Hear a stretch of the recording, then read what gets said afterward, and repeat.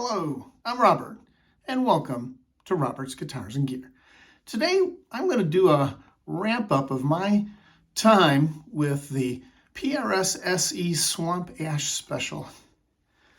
This is a very, very interesting guitar, and in my first PRS, I've wanted to have a PRS for a long time because they seem to be so good and so well received in the marketplace. Now, PRS is truly exceptional at marketing, and they're really, really good at manufacturing. This is absolutely a stunning, beautiful, well-finished guitar. So how does it work? In particular, how ergonomic is it for people like me with smaller hands? How does it work for, let's say, a newer player? And how's it sound? Again, it's a very unusual PRS. Why? Maple neck is quite unusual. It's a swamp ash body, so it's not a mahogany body or mahogany and maple. It doesn't have a core model. This is it. This is the PRS Swamp Ash Special.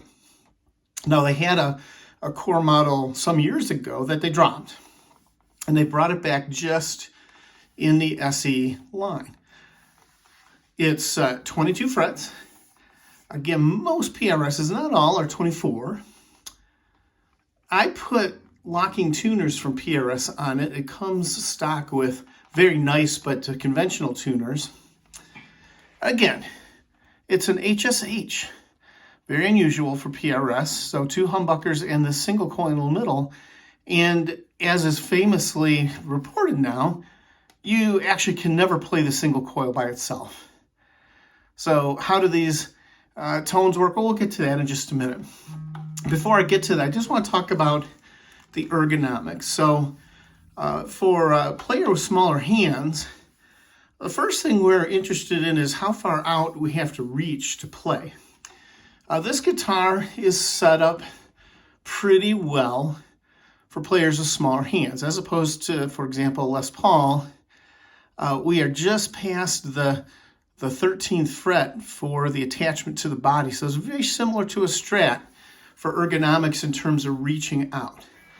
Second, the scale, 25 inches in between Les Paul and Fender. It's not bad for scale length for players with smaller hands. It's okay. And the third thing I would look at is the neck thickness. This is extremely important. This neck is called a wide thin. It's the thinnest PRS neck, and it's much, much more like a Strat.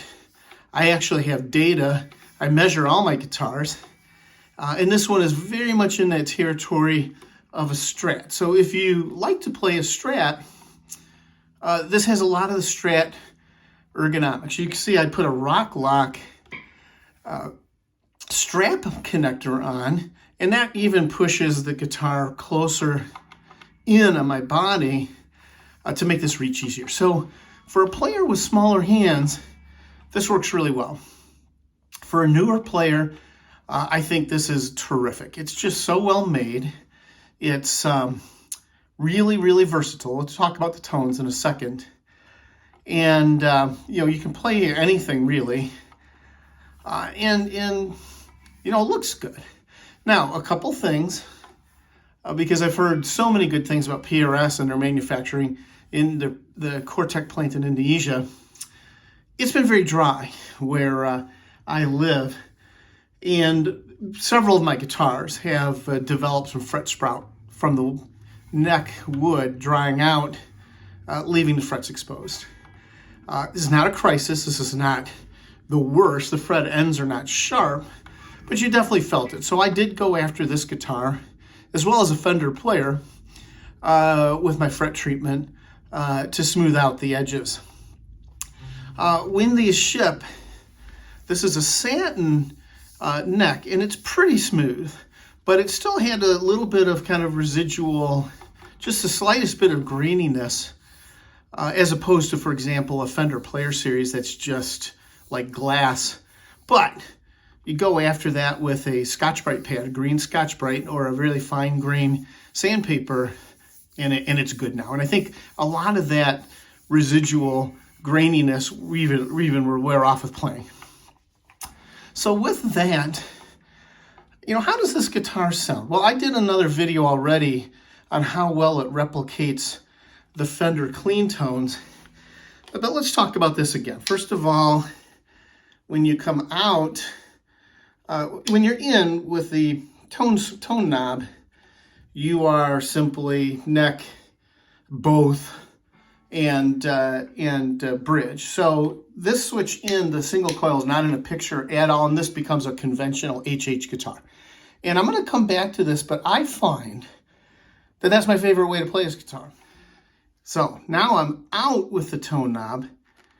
If I'm in the bridge position with the switch, I'm the whole bridge, humbucker, and the single coil in the middle.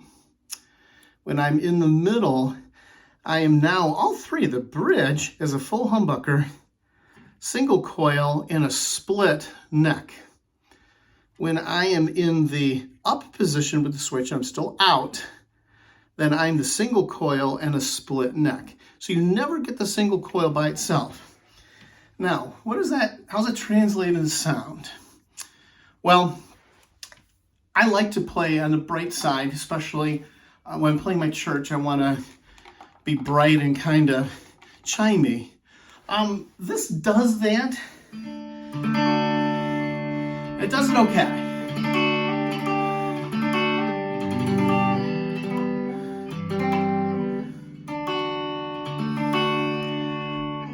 And these positions, this wiring is so unusual. I can get pretty close to that Fender chime. If I'm in the middle, it's got bridge in there, so it's a little darker, a little warmer. But again, it's versatile. It's just a question of what you want to play with it. When I'm all bridge, I think you get twangy. I think that's your telly kind of position. So very versatile.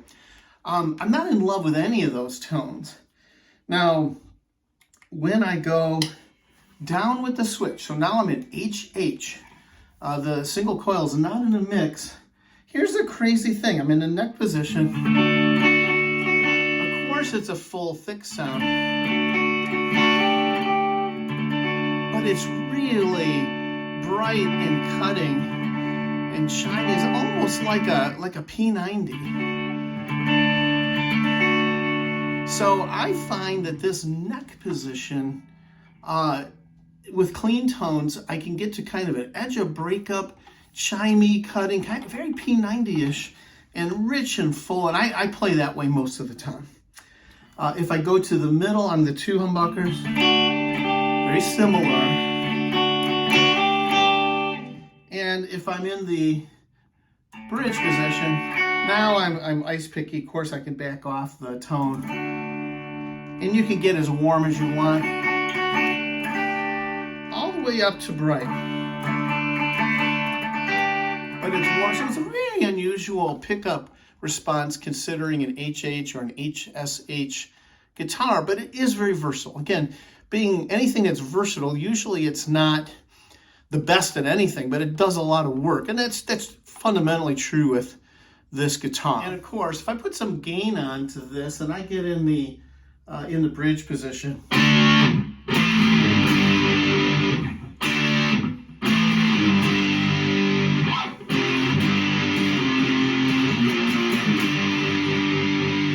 these are 8515S pickups. Are well known. For sure, they deliver on the humbucker promise, and they'll get you all the way. So my summary of this is, it's kind of funny. It's a beautiful guitar. It feels great. It's ergonomic. It works quite well if you have small hands. I think it's fabulous for a newer player. I think for anybody, if you like these tones and you like that versatility, this guitar can take you a long way. And for that reason, it's funny. It's not my most exciting guitar. It doesn't have, let's just say, the mojo that I get from some of my other guitars. But if I want just a solid, workman-like guitar that I can play in my regular church gig or do anything else, this will work extremely well. You really don't need anything else. Again, some of these, these tones with the single coil mixed in, you almost get a you can get almost a Fender clean, and then you get in that neck pickup, it's almost like a P90 tone, and I really like it. So to sum up, I think it's a terrific guitar. You really got to try it and see if the ergonomics are for you, see if these tones are for you, see if that's all that switching is worth it compared to other things they might offer in other SE guitars. But you certainly could do a lot worse than the PRS SE Swamp Ash Special. I hope this has been helpful to you. Thanks for taking the time to watch. Have a great day.